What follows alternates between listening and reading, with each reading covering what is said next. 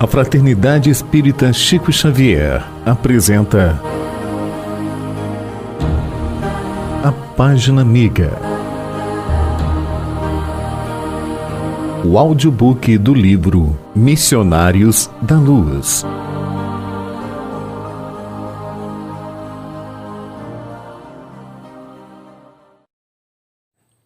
Segunda parte, capítulo 9, Mediunidade e Fenômeno.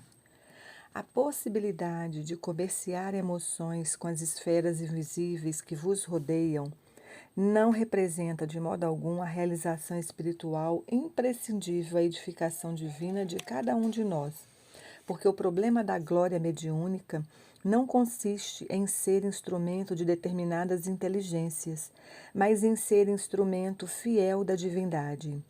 Para que a alma encarnada efetue semelhante conquista, é indispensável desenvolva os seus próprios princípios divinos. A bolota é um carvalho potencial. O punhado de sementes minúscula é o trigal de amanhã. O gérmen insignificante será, em breve dias, a ave poderosa, cortando amplidões.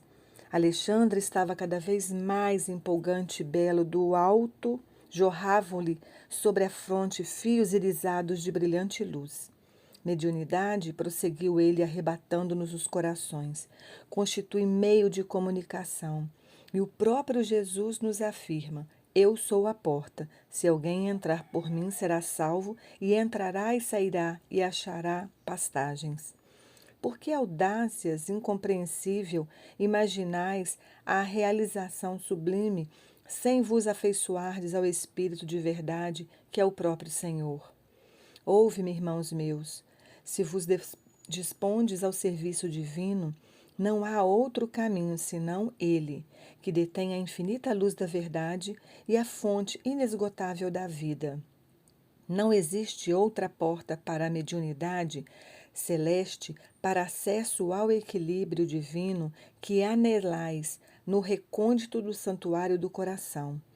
Somente através dele, vivendo-lhe as sublimes lições, alcançareis a sagrada liberdade de entrar nos domínios da espiritualidade e deles sair, conquistando o pão eterno que vos saciará a fome para sempre.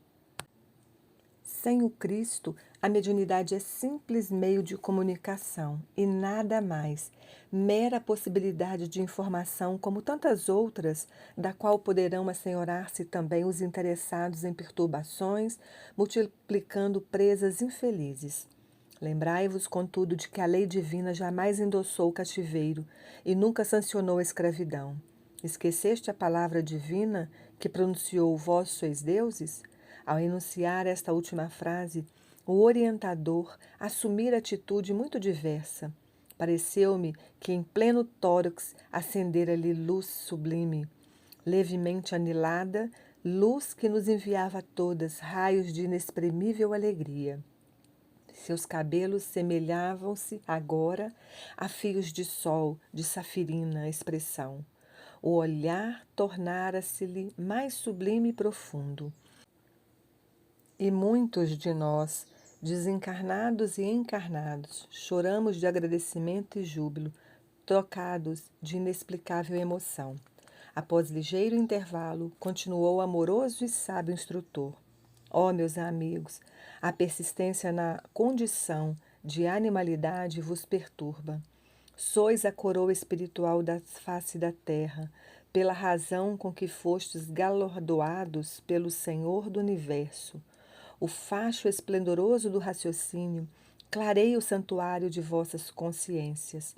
O sublime vos convida ao mais além. Irmãos mais velhos vos convoca a um convívio do Pai. No entanto, buscais demorar voluntariamente na fauna da irracionalidade primitiva. No campo vibratório da mente humana, sente-se ainda o veneno das víboras ingratas, o instinto dos lobos famulentos, as ciladas das raposas, o impulso sanguinário dos tigres vorazes, a vaidade e o orgulho dos leões. Não acrediteis que semelhantes atributos sejam característicos do corpo mortal simplesmente. são qualidades que o espírito conserva em si, olvidando os patrimônios divinos. Ora, a morte física surpreende as criaturas na atitude que cultivaram. Modificam-se os planos de vibração, mas a essência espiritual é sempre a mesma. Daí o emaranhado de manifestações inferiores nas esferas mediúnicas de nossas atividades. Em muitas ocasiões, ao invés de cultivardes as qualidades positivas de realização com Jesus, permaneceis no fomento de interesses mesquinhos, da concorrência humana aos centros passageiros de pura sensação, tomados de enorme equívocos nos círculos do desenvolvimento medianímico. Acreditais seja possível vencer o domínio pesado das vibrações grosseiras cristalizadas pela viciação de muitos séculos. Tão somente à força de movimentação mecânica das células materiais, sem qualquer preparação, intentais a travessia das fronteiras vibratórias, invocando as potências invisíveis de qualquer natureza para o adestramento de forças psíquicas, qual homem leviano que exigisse orientadores ao acaso em plena multidão, esquecido de que nem todos os transeuntes da via pública permanecem em condição de beneficiar, orientar e ensinar. Se as máquinas mais simples da Terra pedem o curso preparatório do operário para que o setor da produção não desmereça em qualidade e quantidade, como esperais que a mediunidade sublime se reduza a serviços automáticos e puras manifestações de mecanismo fisiológico, indene de educação e responsabilidade? Sempre será possível abrir meios de comunicação entre vós, outros e os planos que vos são invisíveis. Mas não esqueçais de que as afinidades são leis fatais de reunião e integração nos reinos infinitos do Espírito. Sem os valores da preparação, encontrareis irremediavelmente a companhia dos que fogem aos processos educativos do Senhor. E sem a bênção da responsabilidade, encontrareis logicamente os irresponsáveis. Objetareis que o fenômeno é indispensável no campo experimental das conquistas científicas, que o inabitual deve ser convocado a oferecer novas convicções. Entretanto, somos dos primeiros a reconhecer que os vossos caminhos na crosta se desdobram entre fenômenos maravilhosos. Já resolveste, acaso, o mistério da integração do hidrogênio e do oxigênio na gota d'água? Explicaste todo o segredo da respiração dos vegetais? Por que disposições da natureza viceja cicuta que mata ao lado do trigo que alimenta? Que dizeis da haste espinhosa da terra oferecendo a flor, como graciosa taça de perfume celeste? Solucionaste todos os problemas biológicos das formas físicas que povoam o planeta, nas diversas espécies? Qual é a vossa definição do raio de sol? Viste alguma vez o eixo imaginário que sustenta o equilíbrio do mundo? Se semelhantes fenômenos de caráter permanente na crosta não despertam as almas adormecidas, fornecendo-lhe a legítima concepção da existência de Deus, como espirais destruir a rebeldia milenária dos homens, exigindo dos espetáculos prematuro de manifestações da espiritualidade superior? Não, meus amigos, urge abandonar os setores de ruído externo para iniciardes o desenvolvimento interior das faculdades divinas. A paixão do fenômeno pode ser tão viciosa e destruidora para a alma como a do álcool que embriaga e aniquila os centros da vida física. Vosso jogo de hipóteses, na maioria das circunstâncias, não passa de dança macabra dos raciocínios, fugindo às realidades universais e adiando indefinidamente a edificação real do espírito.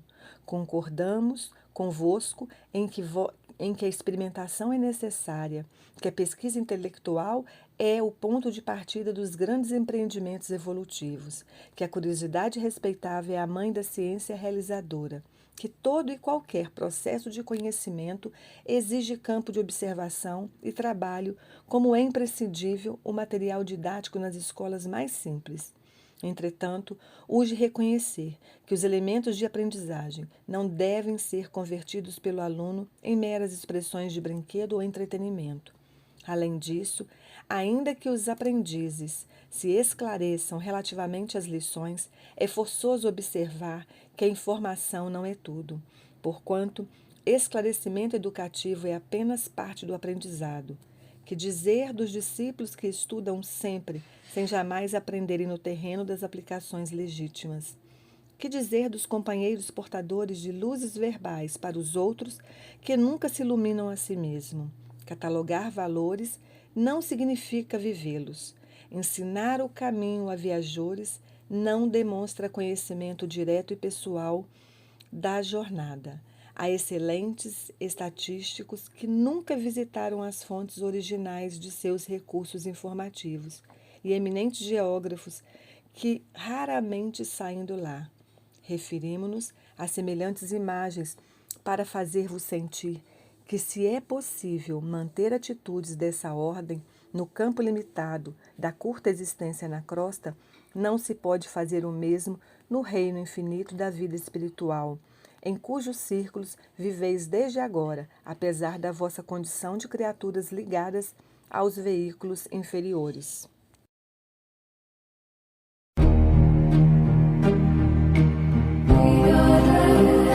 Audiobook do livro Missionários da Luz.